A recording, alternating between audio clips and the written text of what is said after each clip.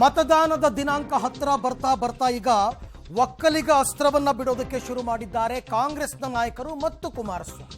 ಇಬ್ಬರು ಕೂಡ ಸೇರಿಗೆ ಸವಾ ಸೇರೋ ಅನ್ನೋ ರೀತಿಯಲ್ಲಿ ಮಾತನಾಡ್ತಾ ಇದ್ದಾರೆ. ಹಳೆಯ ವಿಚಾರಗಳನ್ನೆಲ್ಲ ಕದಿತಾ ಇದ್ದಾರೆ. ಇದೆಲ್ಲದರ ಮೂಲ ಉದ್ದೇಶ ಒಂದು, ಒಕ್ಕಲಿಗರ ಮತವನ್ನ ಕ್ರೋಢೀಕರಿಸಬೇಕು ಅಥವಾ ಒಕ್ಕಲಿಗರ ಮತವನ್ನ ವಿಭಜನೆ ಮಾಡಬೇಕು ಅಂತಕ್ಕಂಥದ್ದು. ಸೊ ಈಗ ಬಂದಿರತಕ್ಕಂಥ ಒಂದು ಆರೋಪ ಕುಮಾರಸ್ವಾಮಿ ಅವರ ಮೇಲೆ, ಒಕ್ಕಲಿಗ ಶ್ರೀಗಳ ಫೋನ್ ಟ್ಯಾಪ್ ಮಾಡಿಸಿದ್ದು ಯಾರು? 2019ರಲ್ಲಿ ಈ ವಿಚಾರ ಎಲ್ಲ ತುಂಬಾ ಪ್ರಸ್ತಾಪ ಆಗಿತ್ತು. ಯಡಿಯೂರಪ್ಪನವರು ಮುಖ್ಯಮಂತ್ರಿ ಆಗಿದ್ದ ಸಂದರ್ಭದಲ್ಲಿ ಹಳೆಯ ವಿಚಾರವನ್ನ ಮತ್ತೆ ಕೆದಕಿದ್ದಾರೆ.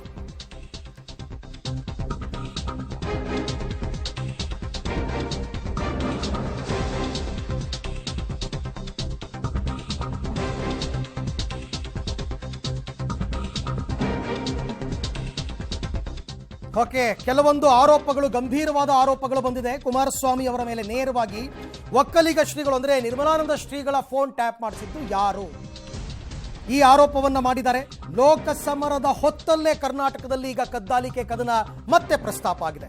ಶ್ರೀಗಳನ್ನ ನೇರವಾಗಿ ಎಳೆದು ತಂದು ನಿನ್ನೆ ಯಾವಾಗ ಮೈತ್ರಿ ಪಕ್ಷದ ನಾಯಕರುಗಳು ಶ್ರೀಗಳ ಆಶೀರ್ವಾದ ಪಡೆಯೋದಕ್ಕೆ ಹೋದ್ರೋ ಅವಾಗಿಂದ ಶುರುವಾಗಿರ್ತಕ್ಕಂಥದ್ದು ಆರೋಪಗಳ ಮೇಲೆ ಆರೋಪ. HDK ವಿರುದ್ಧ ಫೋನ್ ಕದ್ದಾಲಿಕೆ ಆರೋಪ ಅಸ್ತ್ರವನ್ನ ಬಿಟ್ಟಿದ್ದಾರೆ. ಹಳೆಯ ವಿಚಾರವನ್ನು ಕೆದಕಿ ದಳಪತಿಯನ್ನ ಕೆಣಕಿದ್ದಾರೆ ಕಾಂಗ್ರೆಸ್ನ ಕೆಲವು ನಾಯಕರು. ಇದರಿಂದ ಆಗುವಂತಹ ಉಪಯೋಗ ಏನು ಅಂತಕ್ಕಂಥದ್ದು ಒಂದು ಪ್ರಶ್ನೆ. ಎಲ್ಲಿಗೆ ಹೋಗಿ ಮುಟ್ಟುತ್ತೆ ಈ ಒಕ್ಕಲಿಗ ರಾಜಕಾರಣ ಅಂತಕ್ಕಂಥದ್ದು ಬಹಳ ಮುಖ್ಯವಾದ ಪ್ರಶ್ನೆ. ಚುನಾವಣೆ ಮುಗಿಯೋ ತನಕ ಇದು ಎಲ್ಲೆಲ್ಲಿಗೆ ಹೋಗುತ್ತೋ, ಯಾವ್ಯಾವ ಹಂತಕ್ಕೆ ಹೋಗುತ್ತೋ ಅಂತಕ್ಕಂಥದ್ದೇ ಆಶ್ಚರ್ಯ.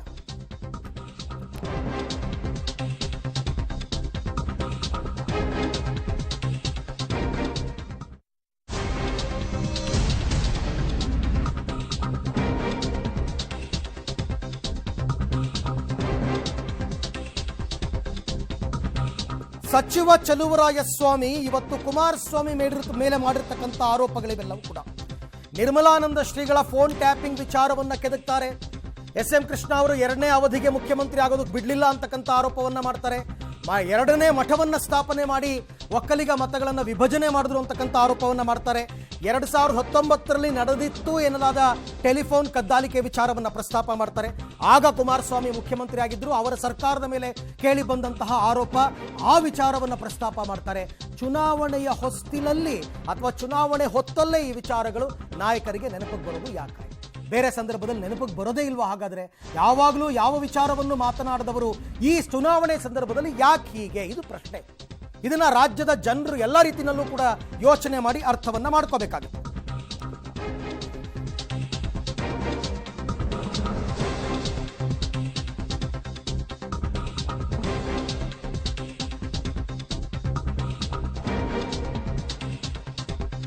ಆದಿಚುಂಚನಗಿರಿ ಮಠಕ್ಕೆ ಪರ್ಯಾಯ ಮಠವನ್ನ ಹುಟ್ಟಾಕಿದ್ದು ಯಾರು?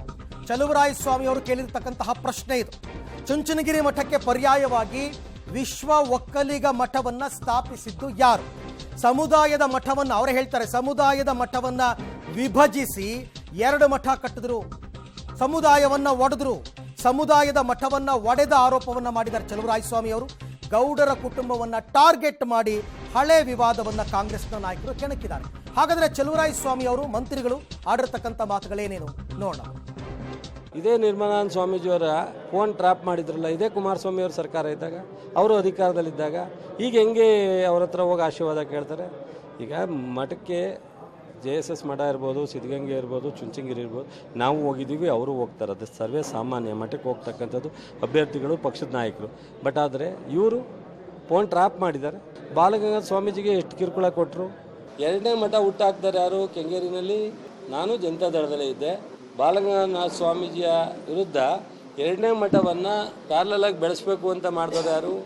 ಅವತ್ತು ನಮ್ಮ DK ಶಿವಕುಮಾರು ಕಾಂಗ್ರೆಸ್ನಲ್ಲಿದ್ದಂಥ ಒಕ್ಕಲಿಗರೆಲ್ಲ ನಮ್ಮ ಮೇಲೆ ಗಲಾಟೆ ಮಾಡಿದ್ರು.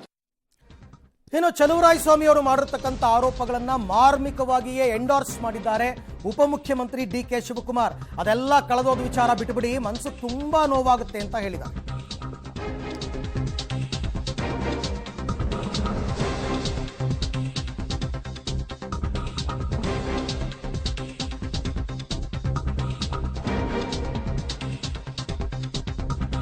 ನಿರ್ಮಲಾನಂದ ಶ್ರೀಗಳ ಫೋನ್ ಟ್ಯಾಪಿಂಗ್ ವಿಚಾರ ಇದೆಲ್ಲ ಗೊತ್ತಿರತಕ್ಕಂಥ ವಿಚಾರ. ಗೊತ್ತಿರೋ ವಿಚಾರನ ಈಗ ಪುನಃ ಮಾತಾಡಕ್ ಹೋಗಲ್ಲ. ನನ್ನ ಮನಸ್ಸಿಗೆ ನೋವಾಗುತ್ತೆ, ಡಾಕ್ಯುಮೆಂಟ್ ಇದೆ ಆದರೂ ಕೂಡ ಅಂತ ಮನಸ್ಸಿಗೆ ನೋವಾಗುತ್ತೆ ಅಂತಾನೆ ಕಾಲೆಳಿತಾರೆ ಡಿ ಕೆ ಶಿವಕುಮಾರ್ ಅವರು. ಅವ್ರೇನು ಮಾತನಾಡಿದ್ದಾರೆ ಅದನ್ನು ನೋಡಿ.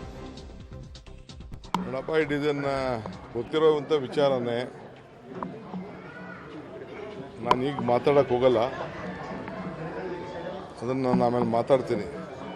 ಸಮುದಾಯದ ಸ್ವಾಮೀಜಿಯವರ ಫೋನನ್ನೇ ಟ್ರ್ಯಾಪ್ ಮಾಡಿಸಿದ್ರು ಅವತ್ತು ಮುಖ್ಯಮಂತ್ರಿ. ನಿಜನಾ ಸರ್ ಆ ವಿಷಯ? ನನಗೆ ಮನಸ್ಸಿಗೆ ನೋವಾಗ್ತದೆ. ಇದೆ ಡಾಕ್ಯುಮೆಂಟ್ ಇದೆ. ನಾನು ಆಮೇಲೆ ಈಗ ಬೇಡ, ಈಗ ಮನಸ್ಸಿಗೆ ನೋವಾಗ್ತದೆ ಮಾತಾಡೋದು. ಇನ್ನು ಕಾಂಗ್ರೆಸ್ ನಾಯಕರು ಇಷ್ಟೆಲ್ಲ ಆರೋಪ ಮಾಡಿದ್ದಕ್ಕೆ ಕುಮಾರಸ್ವಾಮಿ ಅವರು ಕೂಡ ಇವತ್ತು ಮಾತನಾಡಿದ್ದಾರೆ. ಕೆಲವೊಂದು ಸ್ಪಷ್ಟನೆ ಕೊಡುವಂತಹ ಪ್ರಯತ್ನವನ್ನ ಮಾಡಿದ್ದಾರೆ. ಫೋನ್ ಟ್ಯಾಪಿಂಗ್ ಆರೋಪಕ್ಕೆ ಕುಮಾರಸ್ವಾಮಿ ಅವರ ತಿರುಗೇಟು.